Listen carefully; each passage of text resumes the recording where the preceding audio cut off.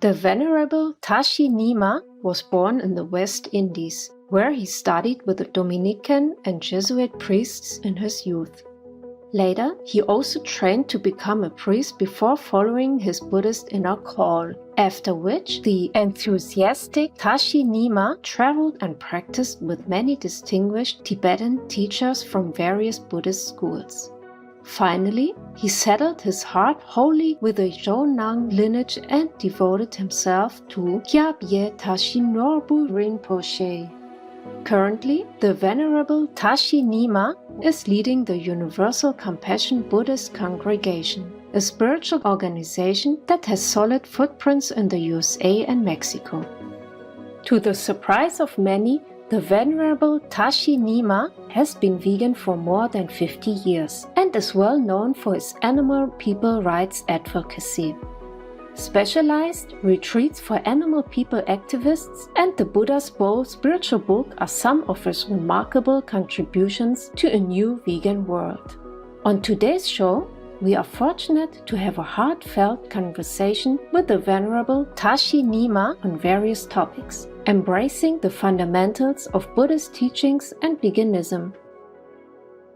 Known for his compassion and straightforwardness, the Venerable Tashi Nyima welcomes real truth seekers, but he also has non-negotiable rules for his Sangha, such as no initiation for meat eaters and no animal people consumption in the group.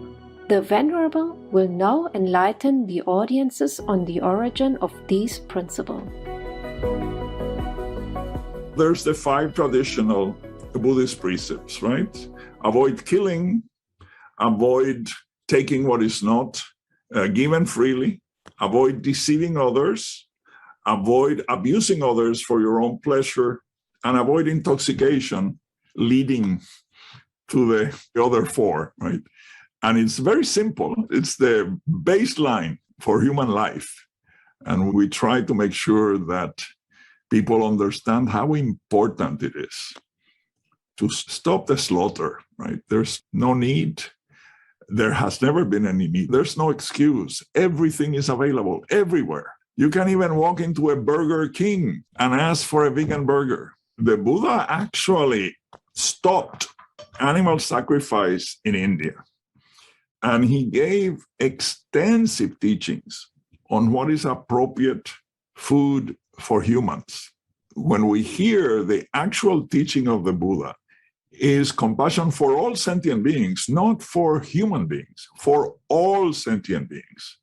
And the definition of sentient is someone who can suffer. So when we hear the first precept that we should not kill, not encourage others to kill, not have others kill on our behalf, not rejoice in their killing, we should understand this applies to everyone. This is not exclusively about human beings.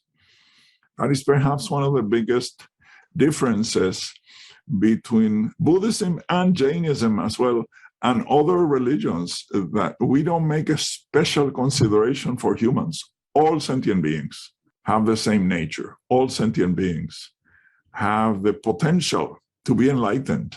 All human and non-human beings have natural perfection, and they are entitled to life, they're entitled to freedom, they are entitled to the cessation of suffering.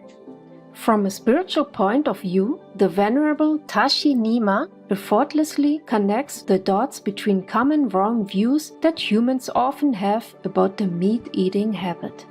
The view of separation is the wrong view, the wrong idea, that somehow we are separate from, distinct from other sentient beings, and what happens to them does not happen to us.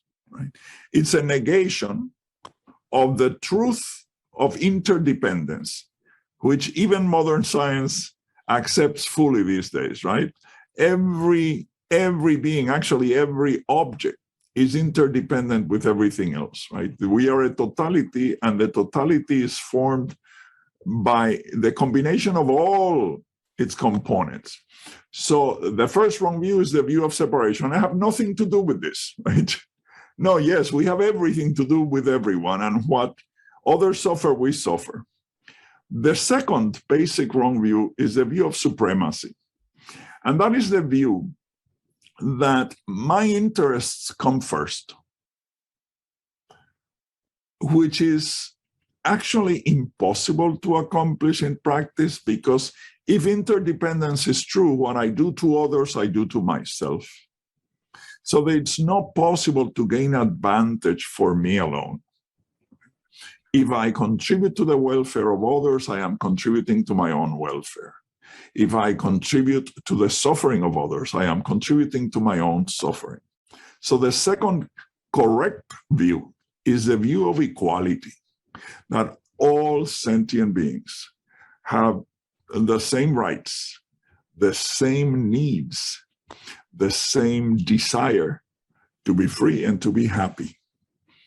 So if we are able to understand that, then how can we go and kill other animals and use them for food, right? When we are only harming not only them, but we're harming ourselves.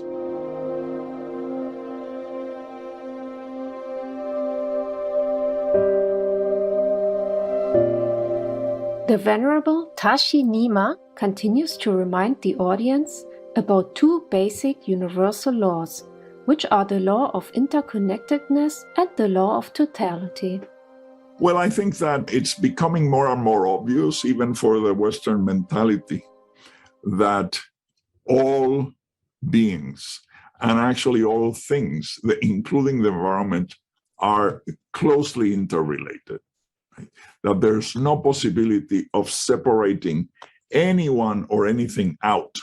We have had that strange mentality as humans for a very long time, right? That we were here and nature was out there, and that we could dominate nature and we could use all other species for our own apparent benefit. And that has failed miserably. You know, we have driven over 60% of other animal species to extinction. And what are we doing? We are driving ourselves to extinction, because what we do to others, we do to ourselves. So interconnectedness is not an aspiration. It's not a beautiful thought. It's not an aspiration. It's a reality. And the other law of totality, of equality, is that it is impossible for us to create harm in one place that is not reflected in another, right? If you eliminate the oxygen in one part of the room, it's not like the other part of the room will continue to have full oxygenation, right? If you remove the oxygen, you're removing the oxygen. So we have to understand we are in this literally together with all sentient beings, with all plants, with everything, with minerals, with sentient and insentient beings, and their fate is our fate.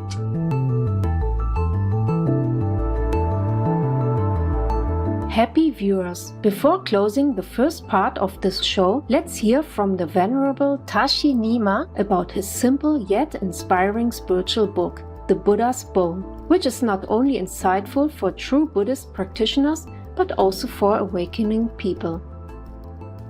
Yes.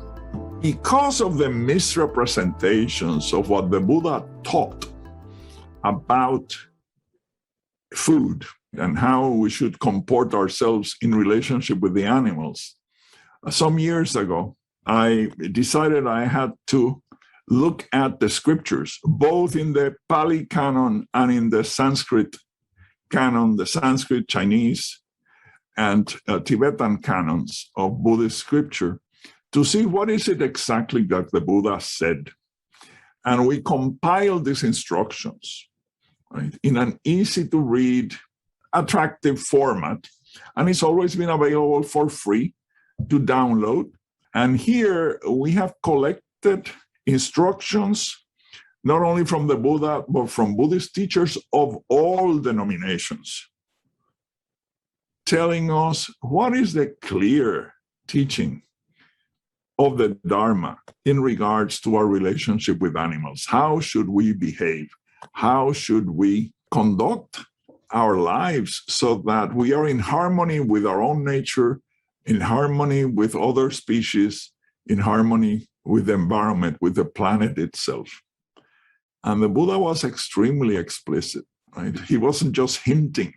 He actually mentioned very clearly what is appropriate and what is not appropriate. If you do not believe in scripture, believe in the evidence of your senses.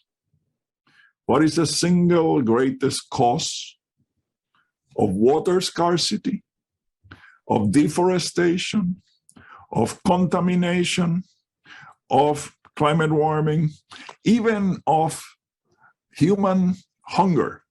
And all of these things are caused by animal farming, by animal slaughter, by the abuse of animals. It's the World Health Organization, the United Nations, every health authority in the world is saying this is unsustainable. The basic human nature is opposed to cruelty. It is full of love. It is full of compassion. And if we only are able to see the suffering that we're inflicting on innocent sentient beings, we will stop. We have to stop for their sake and for our own sake. I'm not a person who tolerates cruelty to animals for the sake of few minutes of flavor. Dan Piraro, vegan.